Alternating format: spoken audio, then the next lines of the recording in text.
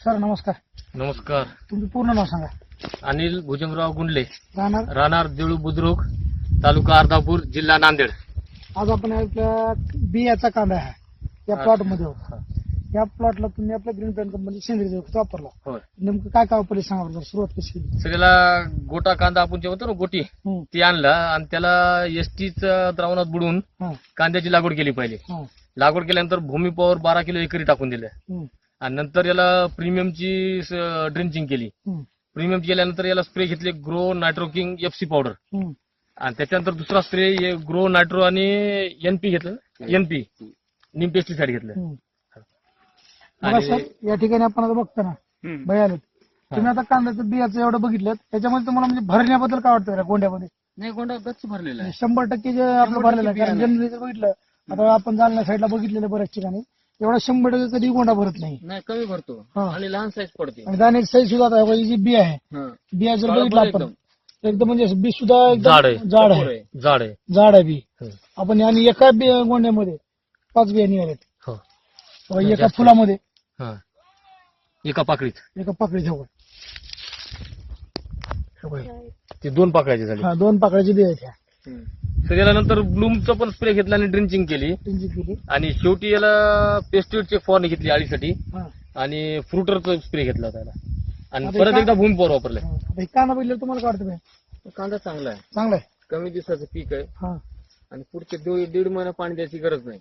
1.5 महिना पाण्याची गरज हा, नाही. हा. सगळ्यात महत्वाचं. आता हे प्रोडक्ट वापरून नेमकं तुम्ही इतर कांदा उत्पादक शेतकऱ्याला काय मेसेज आहे? सेंद्रिय खते वापरल्यामुळे व सेंद्रिय औषधाची फवारणी केल्यामुळं हा. महत्वाचं म्हणजे याला क्रॉसिंगचा प्रॉब्लेम आला नाही. हा. मधमाशांचं प्रमाण प्रचंड होतं याच्यामध्ये. हा. जे इतर ठिकाणी मधमाशा राहत नाहीत ना, तर हा. आम्हाला मधमाशासाठी काही दुसरा प्रयत्न करायची गरज पडली नाही. हा. सेंद्रियमुळे ऑटोमॅटिक मधमाशा इथं होत्या भरपूर प्रमाणात हा. आणि त्यामुळं आज बियांची क्रॉसिंग जास्त झालेली आहे हा. आणि आणि दुसरी गोंडा गोष्ट- पण आणि फुटवे पण चांगले आलेत. आणि दुसरी गोष्ट सगळ्यात महत्वाचं सांगायचं म्हणजे आपण खर्चाच्या बाबतीत जर बघितलं, खर्चा कडा म्हणजे एकाच ह्याची एका 2 गोंड्याची. आता ह्याच्याबद्दल तुम्हाला काय वाटतं भाई? तुम्ही बोला पाहिजे. भरपूर मोठे आहे गोंडे, बघा हे गोंडा भरपूर बियाणे, भरपूर गोंडे मोठे आहेत हा. आणि एकदम काळा आणि टपूर आहेत पुन्हा. टप्पर आहेत.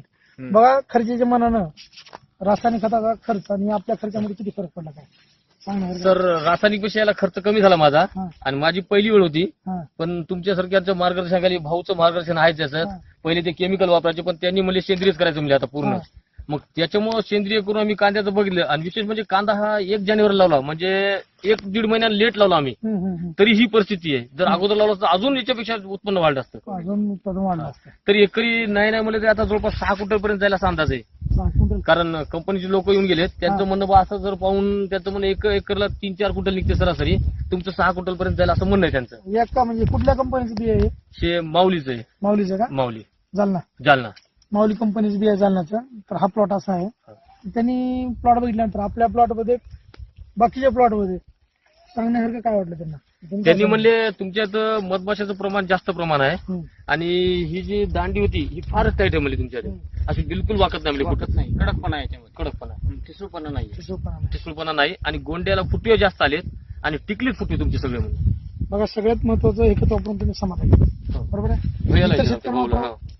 वापरायला पाहिजे, हा? वापरायला पाहिजे. नक्की. पैशाची बचत करायची, शेती जर विकायची नाही हा.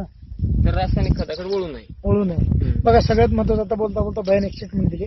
आपल्याला जर शेती विकायची नसेल तर आपण रासायनिक शेतीकडे वळलं नाही पाहिजे, सेंद्रिय शेतीकडे आलं पाहिजे. सेंद्रिय शेती. कारण लोकांच्या मनामध्ये सेंद्रिय शेतीला पाण्याची एखादी जरी तूट जरी पडली तर ती भरपाई होऊन निघती. बघा बऱ्याच शेतकऱ्याची मानसिकता अशी की सेंद्रिय शेती जर केलं तर उत्पादन घटतंय म्हणतात. तुम्हाला काय अनुभव आला? उत्पादन नाही घटत, नाही घटत. नाही घटत. आता 2-3 क्विंटलचं 5-6 क्विंटलवर जाते तर शेतकऱ्यांचा विचार करायचा वाढते की कमी होते आता. हा.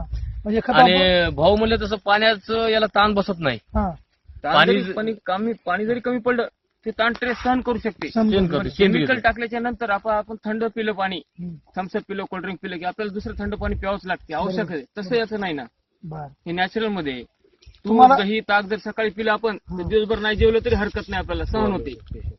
आता सगळ्यात शेवटचा प्रश्न तुम्हाला, किंवा शेतीमध्ये काम करत असताना स्प्रे घेताना किंवा काही इतर फवारणी गोष्टी करताना. करत असताना औषध फवारताना त्यांचं तुम्हाला काय म्हणजे काही बाकीचा मागचा अनुभव ह्याच्यामध्ये अनुभव काय वाटला? नाही साहेब सेंद्रियच चांगलं आहे. फवारणीमध्ये काही तंबाखू फवारणी खाल्ली म्हणजे काही- एकदम चांगलं आहे, म्हणजे काही अडचण नाही फवारणीला. हो. विषबाधा होत जळजळ नाही. करणं म्हणजे आम्ही आता डोंगराला हात पुसले, पाठीला असे पुसले हा. की आम्ही तंबाखू तो टाकू खाल्ला. शकतो. हा. हा तंबाखू जळजळ खाल्ली. करणं, वास येणं, तोंडाला काहीच येत नाही. ते पेस्टिसाइड मारल्यानंतर अळीचं औषध मारल्यानंतर ते हात फक्त पुसून तंबाखू खातात, काहीच हा. होत नाही. हा. आता तुम्ही किती वर्षापासून वापरालाय? 3 वर्ष झाली. 3 वर्षाला वापरता. 3 वर्ष. बघा सगळ्यात महत्वाचं आपलं जे मिशन आहे विषमुक्त अन्न रसायनमुक्त शेती, त्याचबरोबर मिशन काळे वाचा अभियानात सहभागी झाला. तर धन्यवाद. नमस्कार. नमस्कार.